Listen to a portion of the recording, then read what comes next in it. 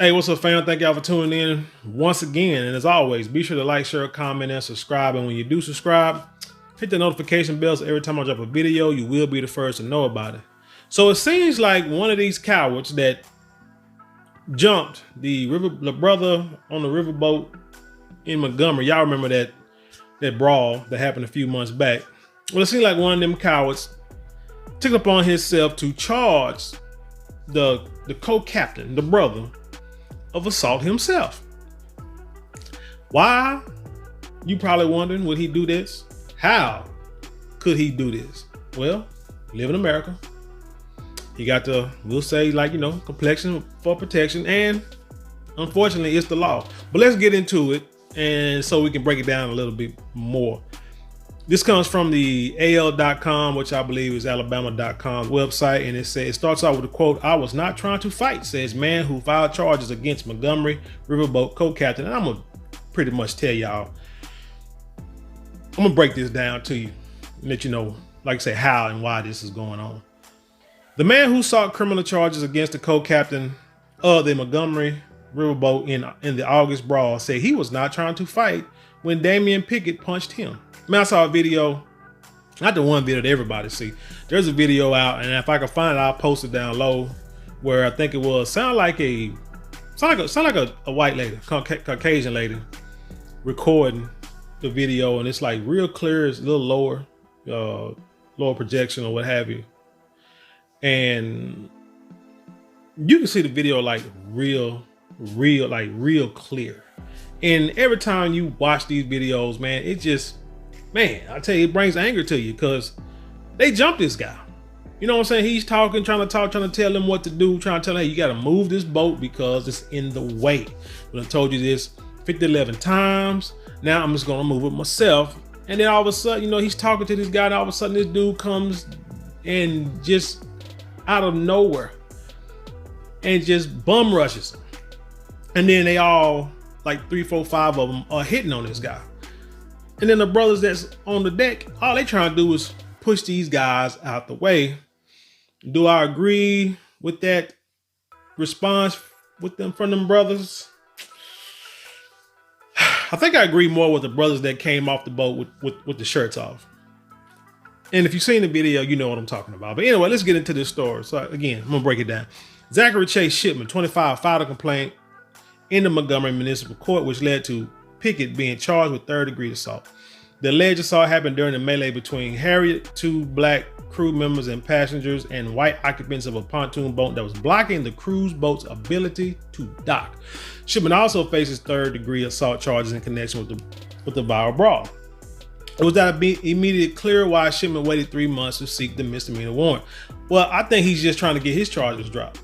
It's more like one of them, like a wash, like football, when there's a double foul on the offense and the defense, and then they offset, replay the down. I think that's basically, in layman's terms, is what him and his lawyer are probably trying to do. In his complaint against Pickett, Shipman, one of the people aboard the pontoon boat, said the police had already arrived and had the majority of the crowd under control when he walked down the ramp of the dock. Interesting, because I don't remember seeing police there until, like the second brawl when the brother pulled out the chair and was like beating folks. Then I think it's when the police showed up. Anyway, quote, "As soon as I made it to the bottom of the ramp, I was approached by a guy in a purple shirt trying to fight me," Shipman said in the handwritten complaint. "I had my hand up saying I do not want to fight." This is how cowardly people do.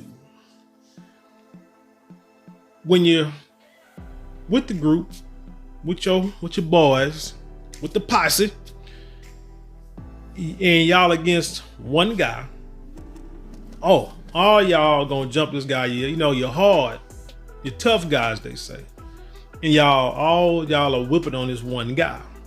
Think you're doing something, but then once the situation, how do you say it? Once the playing field is leveled out, then all of a sudden you want to back up. No, I don't want to fight. I had enough, and now you're trying to walk away.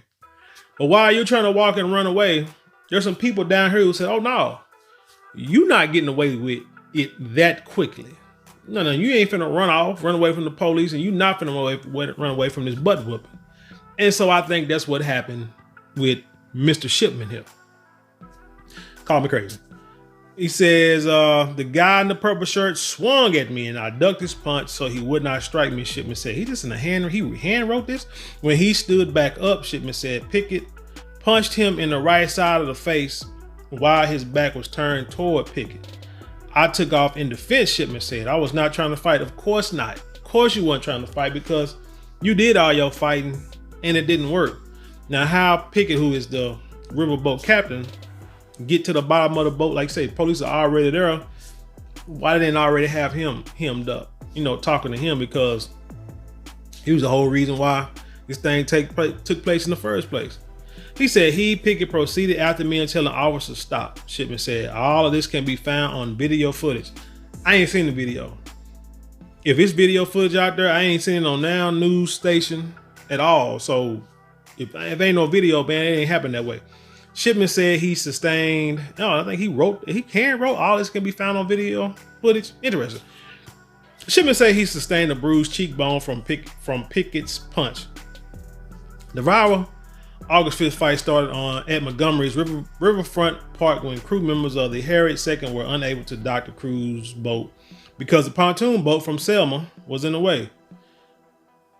The large fight captured, shed blood in Selma. Anyway, the large fight captured on viral video showed Pickett, who is black, attacked by a group of white people as other black people rushed to his defense.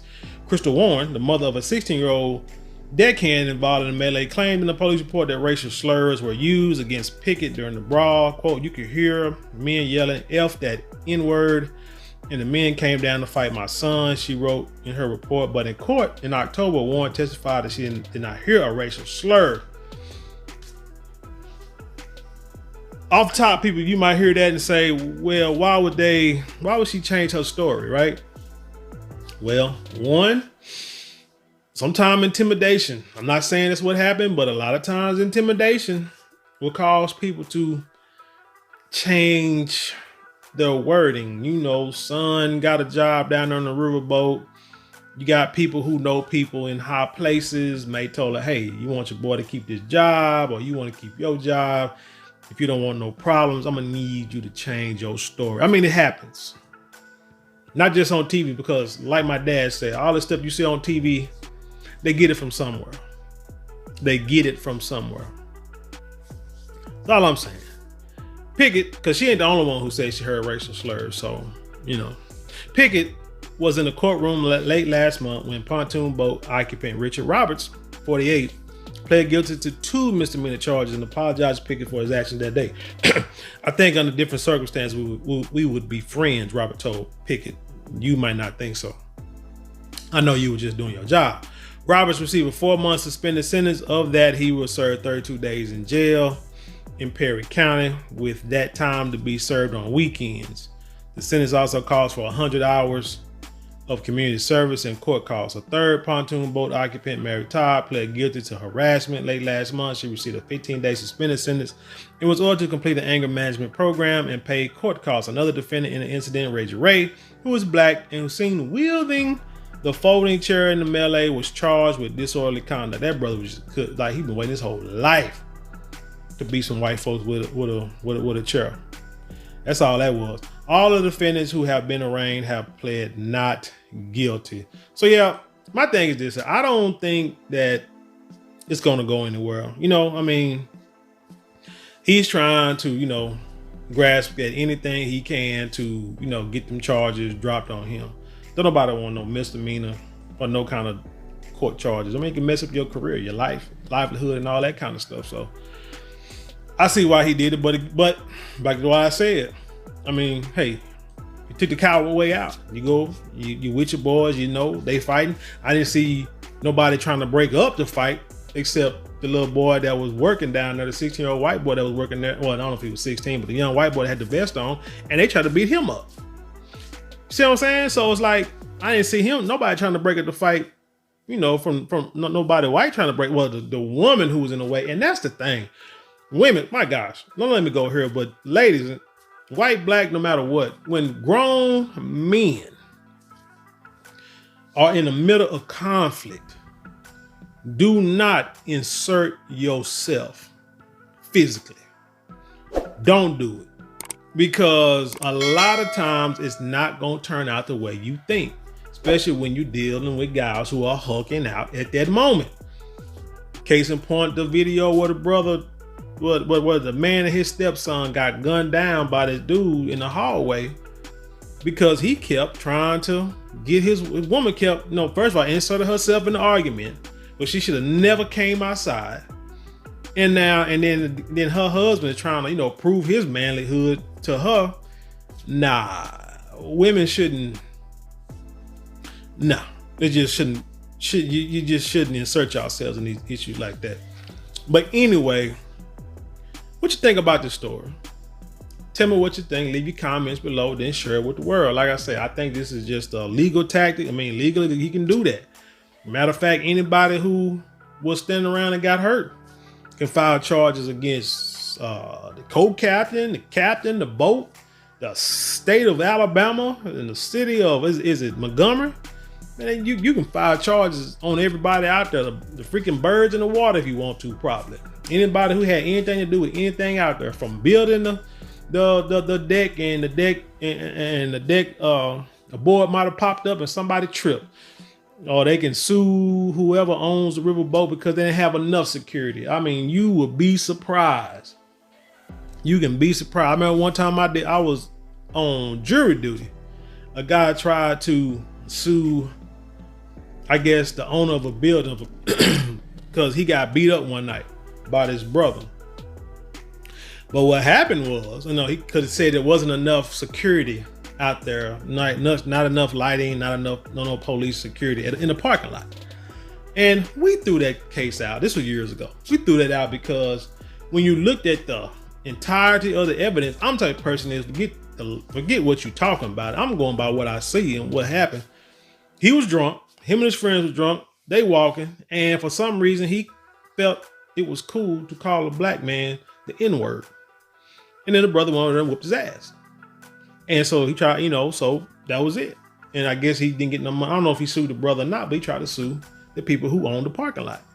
And I'm like, no. I said, he ain't getting no money. It's like a little civil court. I'm like, man, I'm gonna say he ain't getting nothing because he brought up on himself, but it wasn't brought up in the trial. You understand what I'm saying? Like on the stand.